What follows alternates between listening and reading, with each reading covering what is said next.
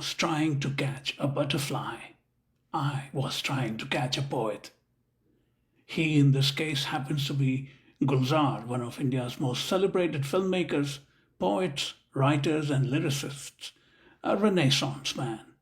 I happens to be the well known writer and pioneering editor Sathya Saran, whose latest book, Caged Memories Have Names, is an English translation of Gulzar's writings and musings in Hindi. Given his inimitable style of poetic constructs that deploy and employ words that otherwise would have been rising out of disuse in the Shabdakosh or Hindustani dictionary, Sathya Saran had an exacting task. Sample this original in Hindustani by Gulzar about the neighborhood in Old Delhi where the great Urdu poet Mirza Ghalib lived. बल्ली मारां की मोहल्लों की वो पेचीदा दलीलों की सी गलियां, सामने टाल के नुक्कड़ पे बटेरों के कसीदे, गुड़गुड़ाती हुई पान की पीकों में वो दाद वाह वाह, चंद दरवाज़ों पे लटके हुए बोसीदा से कुछ टाट के पर्दे, एक बकरी के मिमियाने की आवाज़ और धुंधलाई हुई शाम के बेनूर अंधेरे साए. Sathya Saran appears to have acquitted herself impressively. Read the book just released by Penguin India. She spoke to Mayank Chhaya Reports from Mumbai. Welcome to Mayank Chhaya Reports, Sathya. It's always a great pleasure to have you. Thank you, Mayank. You're always kind enough to call me. And congratulations on yet another book, Caged Memories Have Names. It's based on... Oh, wonderful. It looks terrific. Yes. For my viewers and listeners, this is an English translation by Sathya of this slim volume but rather evocative volume by the great poet, filmmaker, and Renaissance man Gulzar. Tell me how you came to it, because it's not very often that film poets and film lyricists get translated into a whole book. Of course, Gulzar is much, much more than that. Okay, I did a book on Gulzar's Angur some time ago, and he liked it a lot, and he said, let's do something else together. And I said, I'm game. I mean, you don't have to ask me twice. And then he sent me a couple of poems out of the blue saying, can you try translating this? Which I did. And then he said, okay, and that's how slowly the book happened. You know, translating poetry from any language to any other language is always exacting, but translating from Hindustani Urdu to English is even more so. While the former, like I was saying, is effortlessly evocative and whimsical, the latter is direct, no nonsense, and businesslike. How did you manage to bridge the two? I think I tried to get under the meaning of the words and understand his mood, his emotion, and where he came from. And the simpler part was that it was about people one knew or knew of. So that made it easier. You could catch the fact that he was drawing a portrait in a few lines. And if you know Salal Chowdhury's music, you know exactly where the poem is coming from, you know. Or if you knew Van Gogh's paintings, you know where that poem was coming from. So I think that helped a lot. And I did not attempt too much to make it sound exactly the same. I tried to use the cadences of English rather than of Hindi. You know, interesting you should mention cadence, because that was my next question. Cadence is a crucial element in Hindustani poetry, or for that matter, any poetry. What were your challenges finding matching cadence in English? As I said, I didn't try to match it. I just tried to get the same feel, you know. And I think where it worked was, as Gulzar Sahab said, it worked with you because you are a poet. I didn't think of myself as a poet, but he did. So he saw the fact that some of my writing does have poetic qualities. So he says, you think like a poet. So it was easier to catch that rhythm without even realizing you were catching it. Yeah.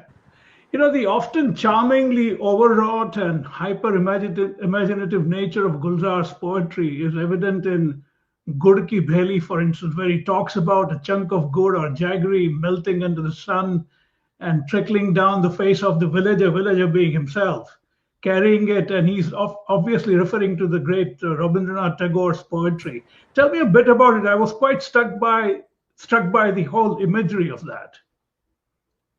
I think he adores. I mean, he says his career started with a book by Rabindranath Tagore, which was handed to him when he used to sleep in a godown, and he read it, and it changed his life, his view of understanding words. So he adores Rabindranath Tagore, and I think he sees himself as someone who has imbibed some of his language, some of his conceits in writing, and that is the good that is trickling on, which he's licking up quickly and ardently. I think it's also a mirror, holds a mirror to Gulzar's own humility, because he himself has reached a stature today that is respected the world over, but he still calls himself a rustic villager. I think that's amazing. For a Punjabi and a Sikh to boot, it's quite a distance to traverse from the rusticity, as it were, of Punjab, although Punjab literature is as great as anywhere else, to Rabindranath Tagore. What is your perception as an outsider of Gulzar's fascination with things Bengali? In fact, I think he considers himself sort of an honorary Bengali. Well, I think anybody who has been influenced, I consider myself a little bit Bengali, a little bit Okay. Assamese. So that part of the world does have that charm. Maybe because of the culture or the way people behave, it's a completely different kind of behavior, and that kind of gets into you, and you can never be free of it. You don't want to be free of it. It's beautiful. It transforms you in a different way. And he learned Bengali so that he could read Tagore in the original, and he's translated Tagore. So his I think it's the cultural aspect which appealed to him. And as he says in the book here, in the biography, critical biography written by um, Mishra, Yatinder Mishra, that I got so fascinated with Bengal, I married Bengal. The original book that he wrote has some fascinating vantage points and a remarkably eclectic set of people, from Van Gogh to someone like Shalil Chaudhry, from Rabindranath Tagore to Javed Akhtar, Asha Bhosle to Rahul Dev Burman. It's quite a range of people, and he's talking poetically about these figures. Right. That itself is a pretty arresting idea. For Yes, you he's to what biography. what kind of insights did you gain from his perceptions about these remarkable figures? No, I found that, I write biographies, as you know, and I need to write 50,000 words to say a story, which he tells in 7 lines or 2 pages. I think it gave me a perception that you can do with brush strokes what you can also do with a full detailed landscape. But if you have the talent, if you have the vocabulary, and if you have the vision to do it, and the understanding of the person, I mean, he's got under the skin of all these people, whether it's his father, telling him. There's this lovely poem about his father where he says, Baba, I am the age you were when you used to tell me, leave all this nonsense of writing poetry and get a good job. Right. You know, it's so touching, and it Yeah. immediately puts the father son relationship into focus. And then when he ends, he says, maybe you would have been proud of me. I am still writing poetry and I'm still managing to survive. Right. One of the famous things about him is that he has always kept up with the times, even in his Hindi movie songs. He does not Yes, shy away from using often what might be considered somewhat unvarnished expressions. yes. And yet he manages to pull them off with remarkable ease. Did you get that sense while reading that this is a different kind of a book where he's actually completely blossoming given his fantastic vocabulary and command of the language. Yes, because but he's different when he writes poetry and when he writes lyrics. When he writes lyrics, he's writing for an audience. Right. So he says, when you write for an audience which speaks primarily in English or works in English, you putting in an English word doesn't matter. But here he's writing poetry and he's writing from the soul. And I think that makes a difference. It's, every line he's written is heartfelt. And there are some very poignant poems here where he's actually saying goodbye to a friend whom he knows will die that night. I Or see. he writes, yeah, and there is one where and then there are some really beautiful ones about his grandson, where he says, when you go to the village, you become a rustic. You wear a banyan and a chaddi and you roam around and throw stones on the pond. Nobody'd believe you live in the city. Right. There's about his dog, who I says, see. I never called the dog. I called him Millie, and death just came and snatched him away.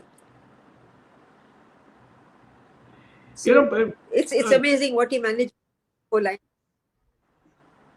he has broadly operated under two gigantic literary figures. One is, of course, Rabindranath Tagore, and the other is the great Mirza Ghalib, with whom he Yeah. has also great passion.